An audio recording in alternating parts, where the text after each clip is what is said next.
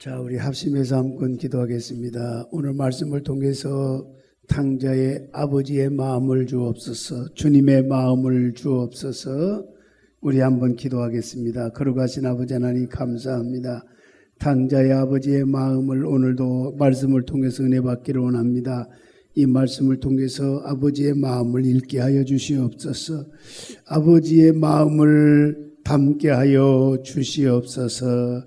진정한 사랑의 의미를 바로 아는 역사가 있기를 원하며 성령님이 부족한 종의 입술을 주장하시고 기름 부어 주시옵시고 강권적으로 역사가 나타나도록 주여 역사하여 주시옵소서.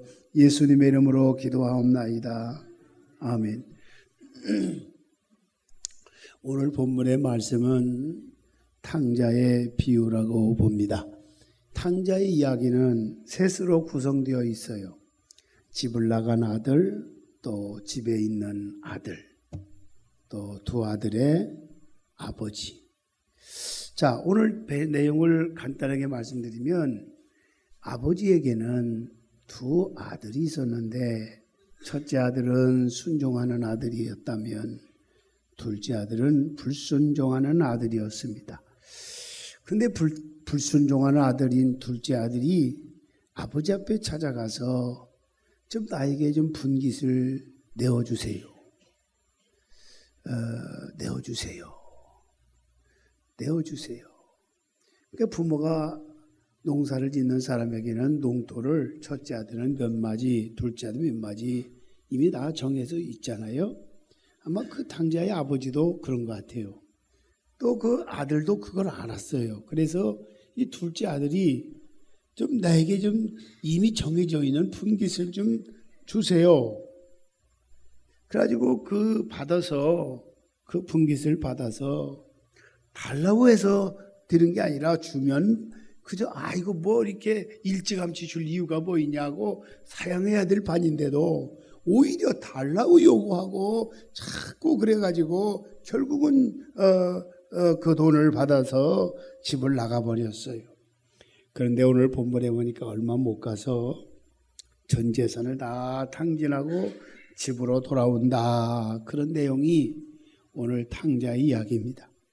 가시고기라고 하는 제목의 소설이 있죠. 가시고기. 어떤 아버지가 10살 된 어린아이들이 있었는데 백혈병이 걸렸어요. 가난한 아버지는 치료비를 마련하기 위해서 자신의 장기를 팔려고 병원에 갔는데 진단을 해야 되잖아요. 그래도 되는 건지. 근데 간암이라고 하는 진단을 받게 되어서 자신의 것을 줄 수가 없었어요. 자신의 그 장기를 팔 수가 없었어요. 그러자 결국은 눈을 팔았습니다. 아버지의 희생으로 아들이 산다고 하는 그런 슬픈 이야기가 이 소설 가운데 나왔습니다. 오늘 본문에 나오는 아버지가 그런 사람이었어요. 자식을 위해서라면 미리 주어서도 안 드리지만 그렇게 자식이 원한다고 하면 어쩔 방법이 없다고 하는 것입니다. 뉴욕에 제가 아는 목사님 가운데 한 분이 그 아들이 방탕생활하는 건 탕자하고는 비교가 안 되는 그런 내용은 아니지만 그래도 뭔가 좀 미래를 위해서 뭔가 해보겠다고 사업을 해보겠다고 그래서 인터넷을 통해서 의류를 주문해가지고 올려서 팔고 그래가지고 때로는 뭐 여러 나라를 다니면서 좋은 예쁜 그 의료를 사가지고 집에다가 가득가득 쌓아놓고 인터넷으로 사진 찍어서 파는 거예요. 근데 그 목사님 아버지는 그걸 보면서 기도해봐도 아니고 생각해봐도 아니고 경제적으로 측면에서 연구를 해봐도 아니야. 이거 다 말아먹을 것 같아. 뻔히 말아먹을 게 보여. 그런데도 아들이 그렇게 사업을 해보겠다고 뭔가 좀 일어나겠다고 그렇게 열심히 노력하는 모습을 보면서 안 되고 무너지고 망할 걸 뻔히 보이는데도 돈을 다 투자를 했어요. 잘 됐을까요? 안 됐을까요? 에? 다 말아먹었어요. 그리고 나서 아들이 한 말이, 아버지 이제 알았습니다. 이제 깨달았습니다. 이제는 똑바로 정신 차려서 살게요. 온전한 아들이 되어서 하나님의 선교에 박차를 가면서 하나님의 영광을 위해서 선교사를 돕는 그런 일을 지금 행하고 있습니다. 할렐루야. 어떻게 하겠습니까? 그래도 사랑하니까 해보도록. 경험도 재산이니 깨닫는 것도 재산이니 그렇게 한 거예요. 자, 그럼 오늘 본문에 나오는 아버지가 어떤 사람인가를 생각해 봅니다. 첫 번째는 사랑이 많으셨던 아버지였어요. 자식을 사랑하지 않는 아버지는 있겠느냐라고 하지만 그렇게까지 사랑할 줄은 모를 정도로 아들을 사랑했던 아버지였어요. 12절 보세요. 그 둘째가 아버지에게 말하되, 아버지요, 재산 중에서 내게 돌아올 분깃을 내게 주세요 하는지라. 아버지가 그 살림을 각각 나누어 줬더니, 미리 줘서는 안 되는 거예요. 달라고 했더니 나눠줬다 했어요. 중요한 거죠. 이스라엘 사람들은 아버지가 죽기 전에는 유산을 분배할 수 없게 되어 있습니다. 죽기 전에는. 그러니까 자기의 분깃을 미리 달라고 했다고 하는 말은 그 둘째 아들이 아버지를 죽은 아버지로 생각했다는 거예요. 왜? 아버지가 죽기 전에는 유산을 물려 분배를 받을 수 없게 되어 있다 그 말이에요. 그 당시.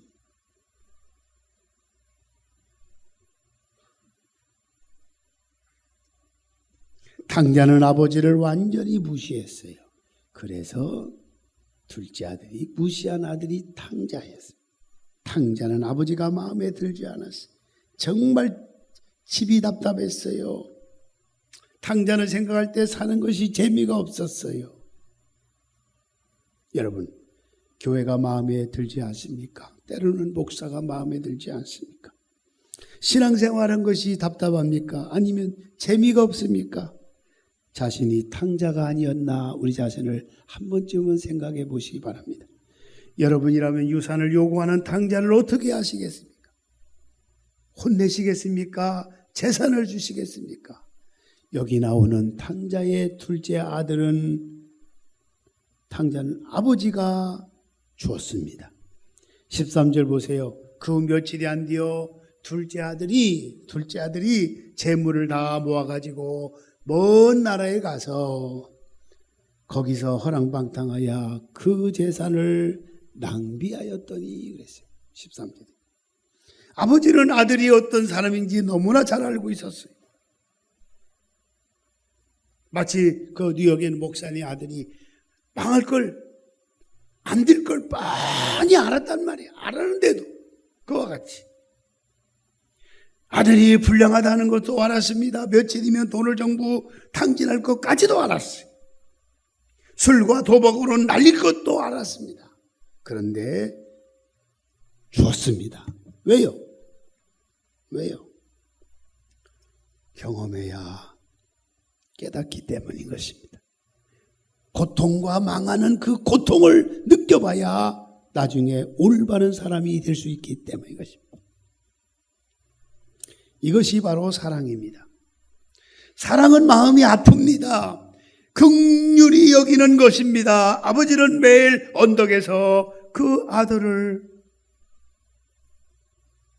기다렸다고 하는 것입니다. 그 아들을 기다렸어요. 결코 원망하지 않았어요. 여러분, 하나님은 여러분들이 정신을 차리고 회개하고 말씀대로 온리 바르게 돌아오기를 기다리고 계십니다. 새벽을 깨우기를 원하고 주어진 예배를 온전히 드리기를 원하고 헌신하고 충성하기를 원하고 있는 것입니다. 이게 하나님 아버지의 우리를 향한 마음이에요. 예배하고 전도하기를 원하고 있습니다. 여러분, 교회에 있는 것을 견딜 수가 없습니까? 하나님은 견디기를 원하십니다. 당자의 아버지는 재산보다 더 중요한 것이 있었습니다. 아들이 중요했기 때문입니다. 재산보다 아들이 중요해요. 재산은 다 없어지고 다 망가진다 할지라도 아들이 중요했기 때문에. 저희 아버님에게 죄송합니다만은 저희 아들도 중학교 시절에 한 아이가 운동선수인 아이가 우리 아들을 괴롭혔어요. 계속 괴롭혔어요. 그 당시 태권도를 시키지 못한 게 내가 후회는 했습니다만 계속 괴롭혔어요. 도시락 싸주면 막 훔쳐먹고. 그때 당시에 10대들이 자살하는 아이들이 많이 있었을 때 그런 상황이었어요. 저는 우리 아들이 학교 가서 공부 잘해서 훌륭한 사람 되는 것보다 더 중요하다고 하는 것을 저는 그때 깨달았습니다. 제가 스스로 가서 자퇴를 시켰습니다. 그 아들이 바로 제가 낳은 아들입니다. 재산보다 물질보다 더 중요한 것은 그 아버지는 바로 아들이었다고 하는 사실입니다. 중요한 아들에게 주었을 때 성공하든 실패하든 후회하지는 않을 것입니다. 그게 아버지의 마음이. 여러분, 무엇이 중요합니까? 여러분에게 중요한 것은 여러분 구원이라고 하는 사실입니다. 하나님 아버지의 자녀가 된다고 하는 것이 더 중요한 것입니다. 여러분 모든 거 다 잃었다 할지라도 하나님의 자녀가 됐다고 하는 그 자체가 중요한 것입니다. 오래전에 이제 간증했습니다마는 애틀란타에서 부흥회 하는데 부부가 서울대학교 출신이더라고요. 한국에서는 내놓을 정도로 잘 빵빵하게 나갔던 사람이에요. 사업도 번성했어요. 그런데 어느 순간에 사업이 무너지기 시작하고 망가지기 시작하고 부도나고 쫓기고 그러다가 도망갈 수가 없었어요. 도망갈 구멍을 찾다가 미국으로 도망갔다고. 아무것도 없어. 근데 그분이 식사를 초청해서 강사님 대접하고 싶습니다 해서 식사하는데 울먹이면서 그가 간증하기를, 내가 한국에서 팍싹 망하지 않았으면 저는 큰일 날 뻔했습니다. 왜요? 한국에 있을 때 교만했고 철저한 불교 신자였는데 내가 미국으로 가서 예수 믿고 구원받고 하나님의 자녀가 됐잖아요.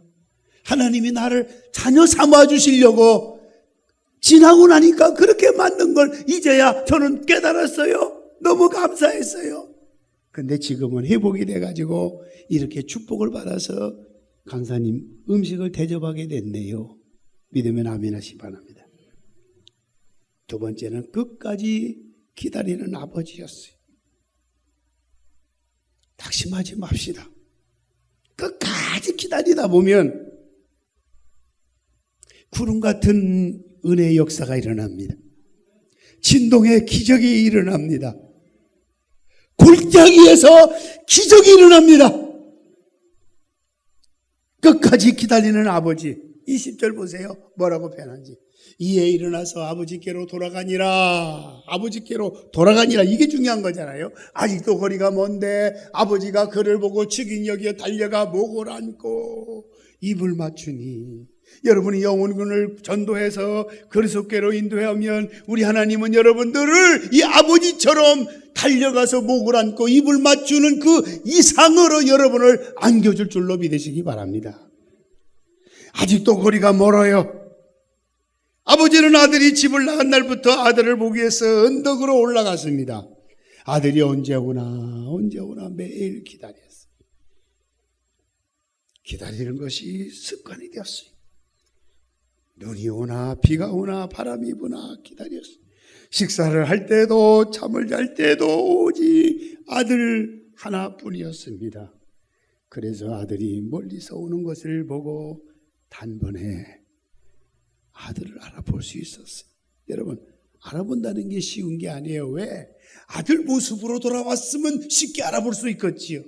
단정한 모습으로 돌아왔으면 쉽게 알아볼 수 있었겠죠. 그리고 살이 통통통통 아버지와 함께 있을 때 음식도 잘 먹고 그런 모습으로 돌아왔으면 알아보기가 쉬웠겠지만은 그렇지 않잖아요. 오늘 성경 읽었지만은 돼지가 먹는 지엽 열매도 조차도 먹을 수 없는 비극적인 상황에 직면했던 그 탕자 아들의 모습을 성경이 말해주잖아요. 그런 모습으로 돌아온 아들을 어떻게 알아볼 수 있고 어떻게 쉽게 찾아낼 수가 있겠어요? 알아보는 건 쉽지 않아요. 제가 대구에서 아들이 군대 생활할 때 후반교육 받았어요. 근데 거기에는 후반교육 받는데 거기는 보니까 강당에 병사들, 해병대 꽉 다 시커매. 저는 강당에 올라와서 6.25 반군 교육을 강사로 내가 발탁돼서 우리 아들 있는 쪽으로 강의를 하고 있는데 아무리 봐도 뭐가 없는 거예요. 우리 아들이 안 보여요. 벌써 우리 아들은 벌써 저를 알아보고 있었던 거예요. 눈물을 흘리더라고요. 눈물을 흘리고 보고 알아봤어요. 그는 완전히 거지였어요. 돼지와 함께 살았어요. 돼지가 먹는 지엽 열매를 먹다가 그것마저 먹을 수가 없었어요. 헝클어진 머리, 덥수룩한 수염, 남루한 옷, 정말 얼마나 알아보기가 쉽지 않잖아요. 그런데 아버지는 단번에 알아봤습니다. 이것이 바로 부모입니다. 그 다음에 세 번째는요, 따뜻한 아버지였어요. 옆사 인사합시다. 우리 따뜻한 아버지가 됩시다. 따뜻한 어머니가 됩시다. 유대인은 30세가 넘으면 뛰지 않습니다. 왜냐? 체면 문화예요. 체면 문화. 체면 문화. 어떤 분이 그러대요. 제가 급하잖아요. 그랬더니 목사님 체면 제통을 지키세요. 뒤에서 속으로 그냥 혼자 얘기한 것 같은데 저는 들었거든요. 못 들은 척했어요. 아, 그렇구나. 채통을 지켜야겠구나.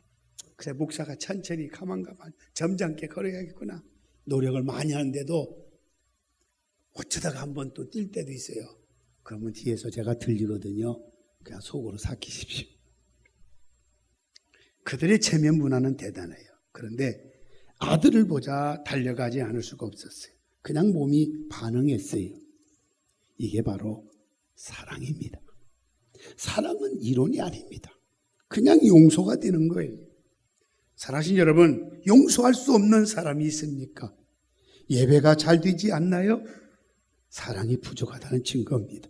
하나님의 원하시는 성도가 아닌 것입니다. 예수님은 용서할 수 없는 죄인들을 위해서 자신이 죽어주셨어요. 자신이 희생당하셨어요. 그냥 용서만 해도 감사한데 자신이 죽으셨어요. 탕자의 아버지는 아들을 품꾼의 하나로 써도 되는데 모든 걸 회복시켰어요. 이유가 나옵니다. 21절 같이 봅시다. 아들이 이르되 아버지 내가 하늘과 아버지께 죄를 지었사오니 지금부터는 아버지의 아들이라 일컬음을 감당하지 못하겠나이다 하나. 뭐예요? 아들이 바로 된 겁니다. 아멘. 아들이 바로 된 겁니다. 수많은 수십억을 잃었다 할지라도 아들이 바로 되면 그게 재산인 거예요. 믿으면 아멘 하시 바랍니다. 그 아들이 회개했단 말이에요. 진정한 회개가 이루어졌다 그 말이에요. 여러분, 도덕적이고 윤리적인 죄가 문제가 아닙니다. 계명을 지키지 못한 것이, 말씀대로 살지 못한 것이 심각한 문제는 아닙니다. 뭐가 문제일까요? 회개하지 않는 것이 문제인 것입니다. 믿으면 아멘 하세요. 회개하지 않는 것, 죄를 뉘우치지 못한 것, 깨닫지 못한 것, 잘못했어도 잘못한 줄 모르고 살아가는 것, 이게 문제인 것입니다. 회개하면 지킬 수 있게 됩니다. 당자와 같은 자식이 깨닫고 회개하고 돌아섰다면 지난날 당자였던 자식을 우리는 받아들여야 됩니다. 용납해야 됩니다. 사랑해야 됩니다. 당자는 회개했어요. 회개하고 나니까 아버지의 마음을 헤아리게 된 거예요. 아버지의 마음을 제대로 읽게 된 거예요. 아버지가 왜 분깃을 주었는지, 얼마나 나를 사랑했는지, 망할 것 많이 알면서도 주었던 것은 얼마나 나를 사랑했는지를 깨달은 거예요. 하나님의 사랑을 깨달아야 신앙생활이 시작이 됩니다. 아버지는 회개한 아들을 위해서 이렇게 했습니다. 다 같이 한번 큰 소리 읽읍시다. 22절 23절 시작. 아버지는 종들에게 이르되 제일 좋은 옷을 내어다가 입히고 손에 가락지를 끼우고 발에 신을 신기라. 그리고 살찐 송아지를 끌어다가 잡으라. 우리가 먹고 즐기자. 제일 좋은 옷은 뭐예요? 부를 상징합니다. 반지는 아들의 권리를 상징합니다. 신은 자유를 상징합니다. 사랑하신 여러분, 예수님이 주인이 되고 말씀대로 살면 하나님의 아들이 되어서 저와 여러분 모두가 천국으로 가게 되어지는 것입니다. 할렐루야. 천국으로 되시. 날마다 아버지를 생각하며 회개 역사가 일어나기를 주님의 이름으로 축원합니다. 여기 보면 아버지의 마음 지금까지 생각해 봤어요. 사랑이 많으신 아버지였어요. 끝까지 기다리는 아버지였어요. 그런 방탕생활했던 아들을 따뜻하게 맞이했던 아버지였어요. 근데 집에 있는 아들을 보세요. 자, 지금까지 당자의 아버지를 살펴봤어요. 아버지는 실패하고 돌아간 아들을 그냥 용서해 주었어요. 신분을 회복시켜 주었어요. 원망하지 않았어요. 불평하지 않았어요. 책망하지 않았어요. 있는 그대로의 모습을 받아들였어요. 여러분, 우리는요, 남편이 늦게 들어오면 엄청나게 따집니다. 돈을 허비하면서요, 당신 돈 어디다 썼냐? 뭐하고 지내댔냐? 왜 그렇게 사냐? 묻고 따집니다. 아이들이 성적이 떨어지면 용서할 수가 없어요. 본인은 성적이 뚝뚝 떨어지는 밑바닥이면서. 여러분, 하나님은 실수와 잘못과 죄를 따지기보다는 회개하기를 원하십니다. 깨닫기를 원하십니다. 하나님의 관심은 죄를 짓는 것이 아니라 회개하는 것입니다. 근신하여 깨어 있기를 원하십니다. 그런데 집에 있는 맏아들은 이런 아버지가 이해가 안 돼요. 이해가 안 돼요. 여러분, 집을 나간 아들만 탕자가 아닙니다. 집에 있는 아들도 탕자였습니다. 차라리 안 보면 신경이라도 쓰지 않죠. 집에 있는 아들이 더 골치가 아파요. 오늘 이 시간에 집에 있는 아들에 대해서 우리 한번 생각해 보면서 은혜 받기를 원합니다. 집에 있는 아들은요, 첫째, 분노했어요. 분노. 29절 보세요. 아버지께 대답해 이르되 내가 여러 해 아버지를 섬겨 명을 어김이 여건을 내게는 염소 새끼라도 주어 나와 내 벗으로 즐기게 하신 일이 있었어 없었어? 없더니 그것이 이제 막 이제 문제가 된 거예요. 형은 동생과 달랐어요. 아버지에게 순종했고 아버지 밑에서 성실하게 일했고 시키는 거 다 했고 아버지 기대를 저버리지 않았어요. 근데 동생은요, 아버지에게 불순종했어요. 막 시키면 반항을 하고요, 분깃을 가지고 집을 나가버리고요. 그런데 아버지는 아들이, 그런 아들이 돌아오자 막 옷을 입혀주고 반지 껴주고 새 신발 신겨주고, 그것도 송아지가 아니고 그냥 살이 통통 찌어진 맛있는 부위가 담겨있는 살찐 송아지를 잡고 잔치를 열어줬어요. 그러니까 형은 들에서 일을 하고 집으로 돌아온 중에 무슨 소리가 들린 거예요. 아마 그게 무슨 소리겠어요? 잔치 소리죠. 환영의 소리죠. 이해할 수가 없다는 걸 느끼는 거죠. 25절 보니까 맏아들은 밖에 있다가 돌아와 집에 가까이 왔을 때 풍악과 춤추는 소리를 듣고, 이게 무슨 소리인지 종에게 물은 거예요. 그랬더니 27절 28절에 뭐라 했어요? 대답하되 당신의 도생이 돌아왔으며 당신의 아버지가 건강한 것을 다시 맞아 드리기에 됨으로 인해서 살찐 송아를 잡았나이다 하니, 그 다음에 28절에 와서 뭐라겠어요? 그가 노하여 들어가고자 하되 뭐 했어요? 노했다. 여러분, 형은 동생이 왔다는 것이 반가울 수가 없죠. 화가 나는 거지. 더 마음이 안 든 것은 아버지였어요. 왜? 이놈의 자식을 어떻게 아버지가 이렇게 반겨줄 수 있느냐 이거야. 자기는 성실하게 집을 지켰는데 살찐 송아지 잡는 게 어디 있었어요? 그동안에 반지 껴준 게 어디 있었어요? 뽀뽀하고 입을 맞춰준 적이 어디 있었어요? 그냥 화가 난 거예요. 아들이 화가 난 거예요. 더 마음이 안 든 것은 아버지란 말이에요. 도무지 아버지의 행동이, 아버지의 처사가 마음에 안 드는 거예요.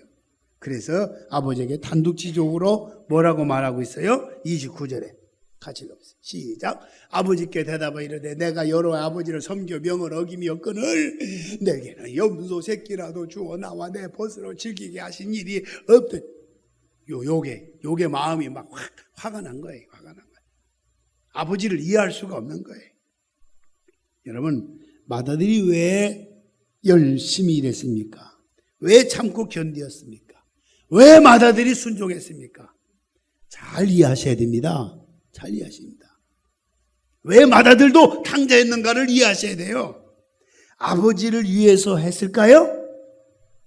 아니에요. 자신을 위해서 한 거예요. 여러분, 신앙생활을 어떻게 하세요? 주님을 위해서 살아도 주를 위해서, 죽어도 주를 위해서, 주의 영광을 위해서. 여러분, 일한다고 말은 하지만 실제 생활 가운데 그랬나요? 복 받으려고. 나를 위해서 하잖아, 어떻게 보면. 여러분, 왜 그렇게 은사를 받으려고 하시죠? 과연 주님의 몸된 교회를 위해서 헌신하고 충성하기 위해서였나요? 내 만족을 위해서 받으려고 하는 것은 아니었는지. 하나님은 여러분들의 계산을 너무너무 잘 알고 있어요. 하나님은 여러분의 지금 중심을 좀 깨틀고 있단 말이에요.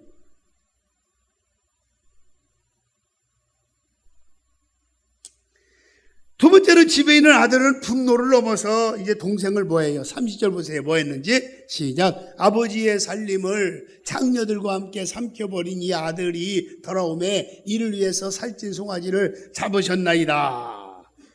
이제는 분노를 넘어서 이제 동생을 비난하는 거예요. 형은 동생을 동생이라고 말하지 않았어요. 이 아들이 돌아오매 무슨 말인지 이해가요? 이 아들이 자기 동생이 돌아오면 이게 아니에요. 벌써 뭐랄까 이라고 하는 대명사는 경멸적인 말투예요. 형은 동생을 형제로 생각하지 않았어요. 아예 그냥 나갈 때부터 관계를 끊어버린 거예요. 사람은 참 독한 구석이 있다고 그래요. 마음을 잘못 먹으면 이성적인 행동을 못하고 짐승 같은 행동을 한다고 그래요. 그러다 보니까 가인과 아벨도 형제잖아요.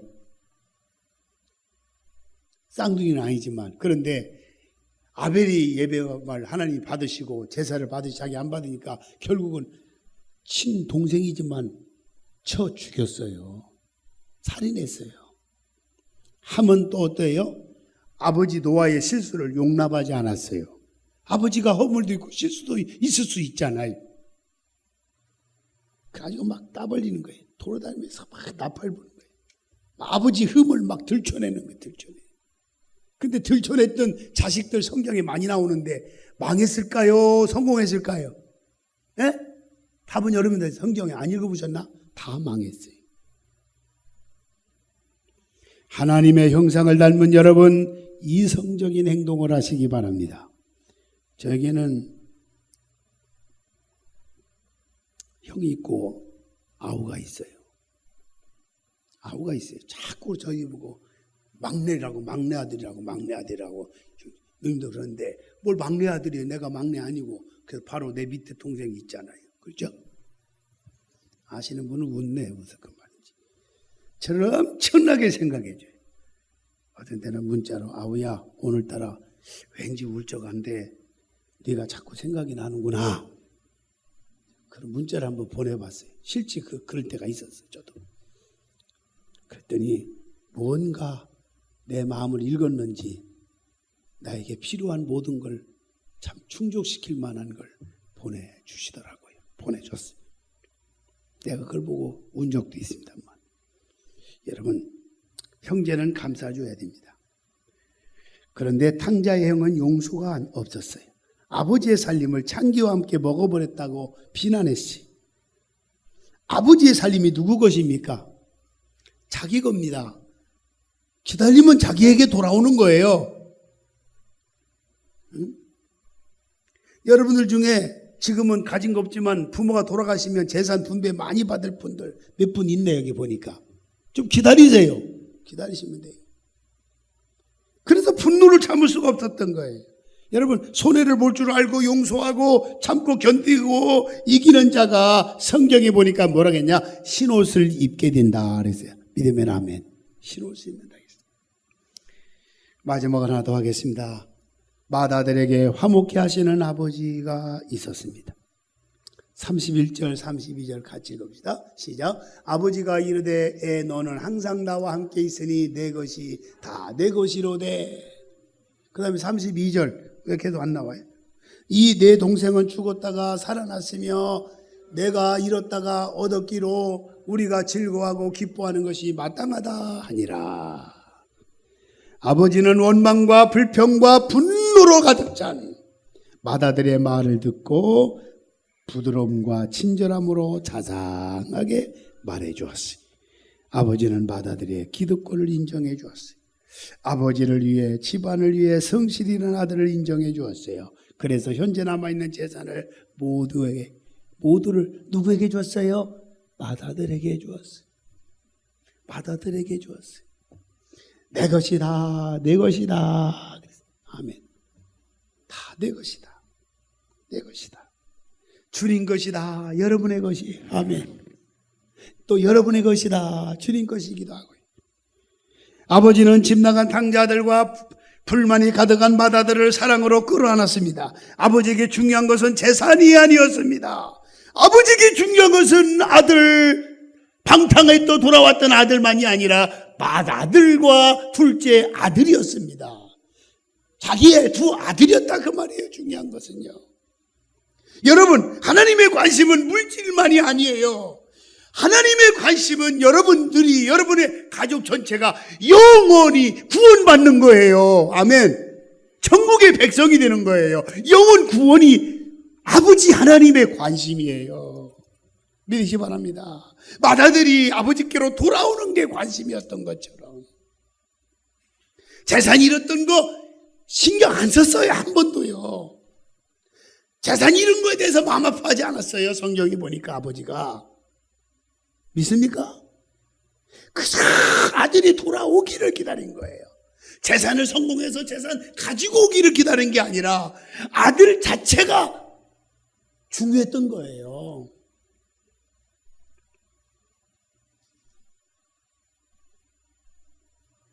여러분, 말씀과 기도를 하는 이유는 문제 해결하기 위해서 하는 것도 있지만 사실은 전도하기 위해서 하는 것입니다. 말씀과 기도에 집중하면 성령님이 역사하십니다. 아버지는 맏아들을 책망하지 아니하고 설득했어요. 가족이 가장 중요하다고 했어요. 가족이 형제가 우애 지키고 하나가 되는 걸 강조했어요. 아멘. 살아신 여러분, 하나가 될 때 화목하게 됩니다. 삼위일체 하나님은 생각과 능력과 본질이 하나이기 때문에 화목한 것입니다. 오늘 여러분 모두가 아버지의 마음을 읽으시고 형제가 화목하고 서로 우애하고 믿음으로 사셔서 온 가족이 구원받고 여러분들이 영원히 살찌는 역사가 있기를 예수님의 이름으로 축원합니다. 기도하겠습니다. 하나님 아버지, 아버지의 마음은 사랑이 많으셨고 끝까지 기다렸고 따뜻한 아버지였고 집에 있는 아들은 분노했으며 분노를 넘어 동생을 비난했고 그랬지만 맏아들에게 화목케 하시는 아버지가 있었던 것처럼 우리 아버지의 마음을 우리 모두가 가지게 하여 주옵소서. 예수님의 이름으로 기도합니다.